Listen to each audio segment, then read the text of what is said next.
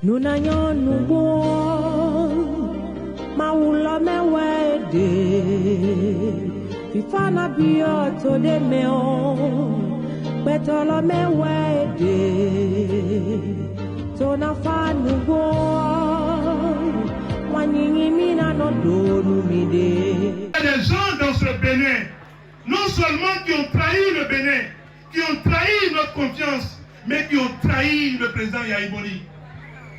Quelqu'un crée sa chose, il crée son parti, vous passez par derrière, vous lui arrachez son parti. Et maintenant, parce qu'une autre élection arrive, vous passez partout pour dire que Yahya Boni est encore FCBE.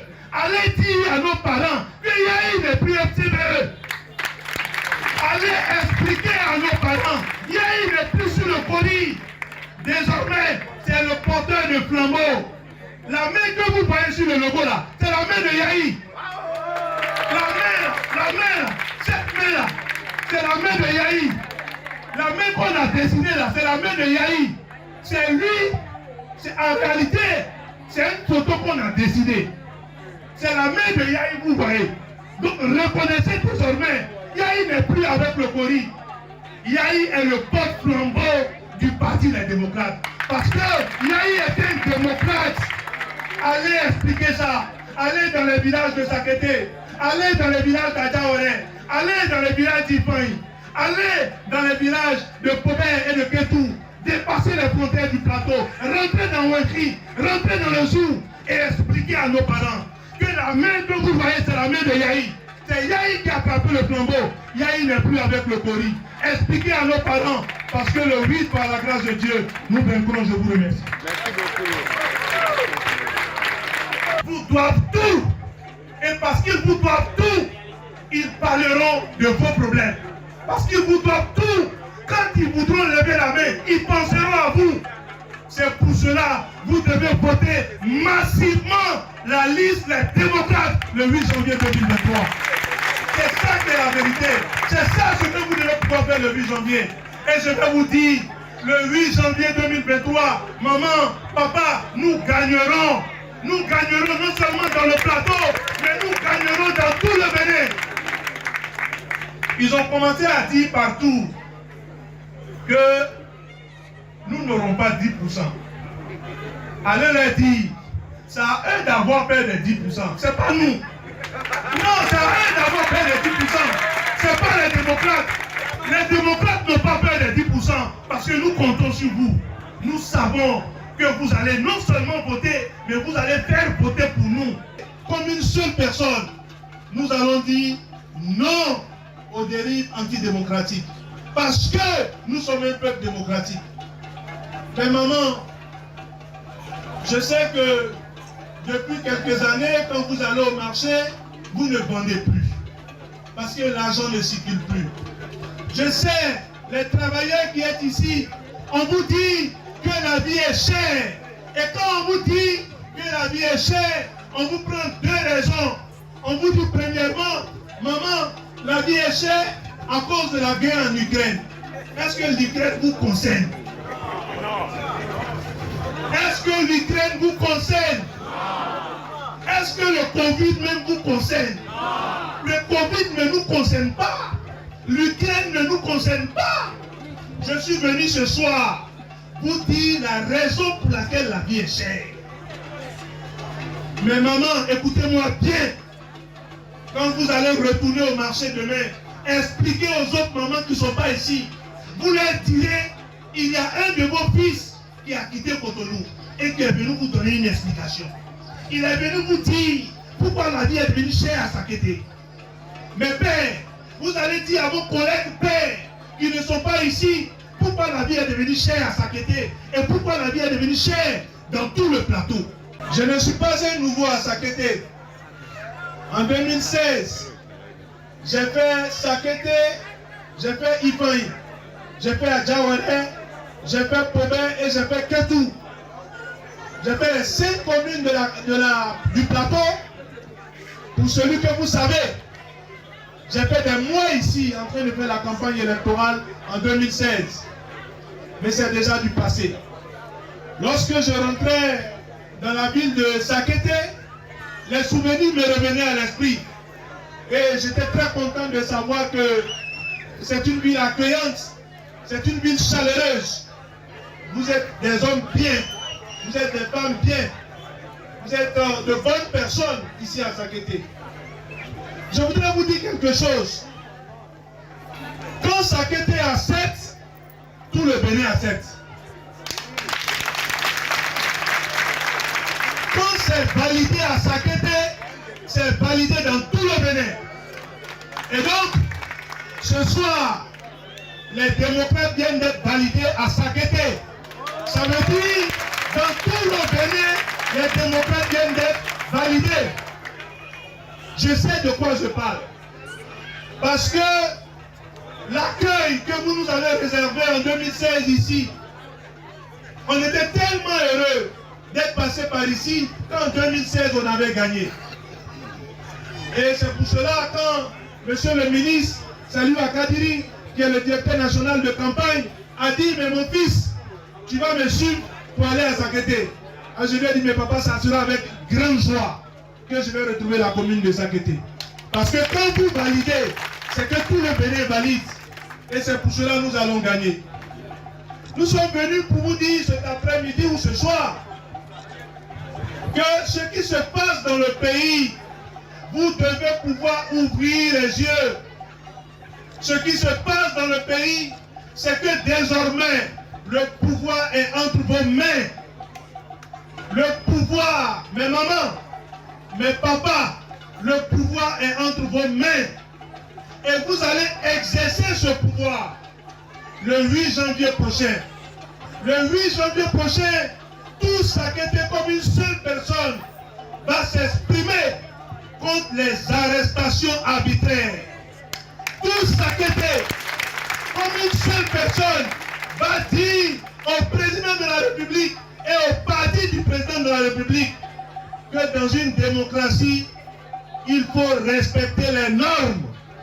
Un député a 3 rôles. Le premier rôle du député, il vote la loi. Le deuxième rôle du député, il contrôle le gouvernement.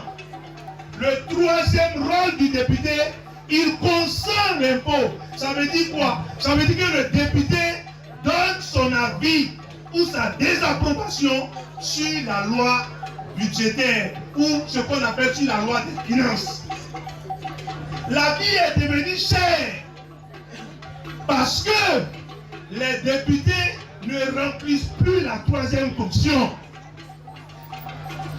Avant que le gouvernement n'augmente l'argent ou bien les taxes sur le riz, sur l'huile, sur le charbon, sur la boîte d'allumettes, sur le sel, ce sont les députés qui donnent leur accord.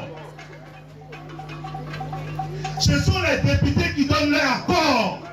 Avant que l'huile ne devienne chère, ce sont les députés qui disent oui, nous voulons que l'huile devienne chère.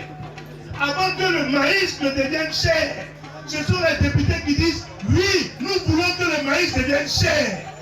Alors, le riz, l'huile, le charbon, la boîte d'allumettes sont devenus chers parce que l'Assemblée nationale qui est en train de finir maintenant, c'était que les députés de talon.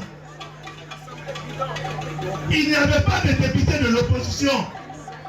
Et vous allez remarquer, tout ce qu'ils votent, c'est quoi? C'est à l'unanimité. Il n'y avait personne dans cette Assemblée nationale pour dire au chef de l'État, les populations souffrent, il faut diminuer les impôts. Il n'y avait personne à l'Assemblée nationale pour dire au chef de l'État, les populations souffrent, il ne faut plus augmenter les taxes. Ils étaient tous d'accord avec l'augmentation des taxes. C'est pour cela que vous souffrez. Les quelques rares, en 2016, en 2015-2019, les quelques rares qui ont eu le courage de dire, les populations souffrent, nous ne voulons pas que tu augmentes. On leur a dit, comme vous parlez au nom des populations, en 2019, vous ne serez pas candidat. Que nous soyons candidats ou que nous ne soyons pas candidats, nous allons faire la campagne. Nous viendrons vers vous. Nous allons vous expliquer Pourquoi vous devez voter massivement les députés de l'opposition? Vous devez voter nombreux le 8 janvier prochain, les députés de l'opposition. Tout Sakété doit sortir. Cette grande foule que je vois devant moi, en quittant ici, vous devez pouvoir expliquer pourquoi désormais chaque maman, chaque papa, chaque frère doit pouvoir voter la liste de l'opposition. Parce que c'est l'opposition qui parlera en vote non. Quand on dira que l'huile doit devenir chère, ce sont les opposants qui vont dire non. Quand on dira que le gaz doit devenir cher, ce sont les opposants qui diront non. Quand on dira que le riz doit devenir plus cher, ce sont les opposants qui diront non. Je vais vous prendre un simple exemple afin que vous puissiez mieux me comprendre.